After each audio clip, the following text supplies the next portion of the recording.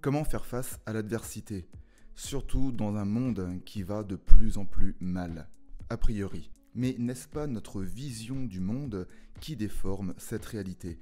C'est le sujet que je vais traiter dans cette vidéo, donc restez bien jusqu'au bout. Mais avant toute chose, si vous ne me connaissez pas, je m'appelle Gabriel Moreau et je suis consultant formateur dans le domaine de l'entrepreneuriat. J'accompagne les entrepreneurs de l'élaboration de leurs projets jusqu'au décollage de leur activité et pour cela j'utilise un procédé que j'ai créé qui s'appelle la pyramide de 1000. Si vous souhaitez en savoir plus, je vous incite à aller voir les liens qui sont dans la description de cette vidéo. L'adversité, les épreuves, comment y faire face? Dans un premier temps, nous pourrions partir du principe qu'il y a différents types d'épreuves, allant de la mort d'un proche, qui est bien souvent une épreuve assez douloureuse, ou alors le fait de voir une araignée dans sa douche avant de se laver. En conséquence, nous pourrions déjà dans un premier temps dire que l'adversité ne sera pas la même pour tout le monde. Comme je viens de vous le citer avec l'exemple de l'araignée, prenons deux personnes. Une personne se dira sûrement en voyant cet insecte, ah bah tiens, c'est super, pour l'environnement c'est génial. Donc je vais essayer de la prendre et je vais la remettre dehors.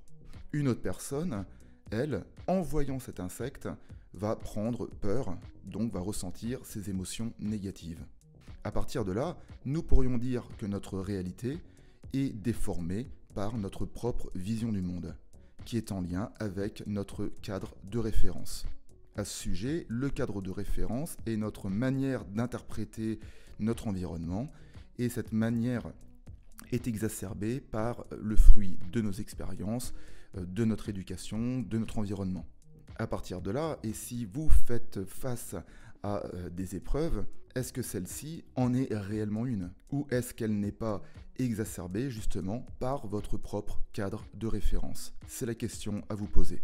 En règle générale, nous avons tendance à avoir une vision négative de ces épreuves. C'est un peu comme une manière de se protéger. Mais est-ce que c'est la bonne solution? D'après moi, c'est pas la bonne. Sinon, je ferai pas cette vidéo. Donc la première étape est de se positionner dans le siège de notre conscience et de devenir observateur de nos émotions et de notre mental. Vous savez, ce petit hamster qui n'arrête pas de tourner dans notre cerveau. Car en général, il nous fait prendre deux chemins. Soit celui de nous faire voir le problème comme un énorme problème, ça veut dire que vous allez focaliser et donc à un moment donné, vous allez voir tous les problèmes qu'il y aura autour du premier problème, ou alors vous allez peut-être vous focaliser sur une solution qui n'est peut-être pas contrôlable. En résumé, vous allez vous protéger d'une certaine manière. Donc pour en revenir au siège de la conscience et de l'observation, je vous incite réellement à observer toutes vos émotions, votre mental, toutes les phrases que votre mental est en train de vous dire. Ensuite, n'oubliez pas qu'on a une tendance à s'identifier à ce mental et à ses émotions, alors que c'est une erreur, car voyez ça comme des outils. Ce n'est pas nous, ce n'est pas ce qui constitue en quelque sorte notre personne. C'est effectivement des pans de notre personne, mais ce n'est pas nous-mêmes. Donc à partir du moment que vous mettez de côté toutes les idées négatives ou les émotions négatives et que vous les laissez passer, et bien à partir de là, vous pouvez vous concentrer, et c'est ce que je vous incite à faire, sur les éventuelles solutions qui s'offrent à vous. Parce qu'une fois que l'on sort justement de toutes ces émotions et ces pensées négatives, on peut voir apparaître les solutions plus positives. Donc là, peut-être que vous allez vous dire, oui, mais à partir du moment que je suis face à une épreuve assez douloureuse, comme par exemple la perte d'un emploi ou la mort d'un proche, on aurait effectivement encore plus tendance à se focaliser sur ce qui ne va pas. Sans oublier que ce n'est pas vous qui vous focalisez, c'est votre mental qui vous amène à vous focaliser sur ce qui ne va pas. En somme, la vie m'a appris que derrière toute épreuve se cachait un cadeau.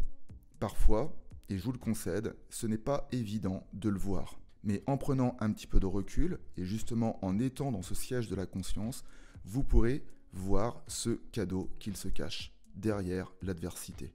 En conclusion, ne focalisez pas sur le problème en lui-même, même si c'est simple à dire comme ça en vidéo, mais je le rappelle, positionnez-vous dans votre siège de la conscience et devenez observateur. J'espère que cette vidéo vous aidera à y voir un petit peu plus clair. Je vous souhaite une agréable semaine et je vous dis à très bientôt. Ciao.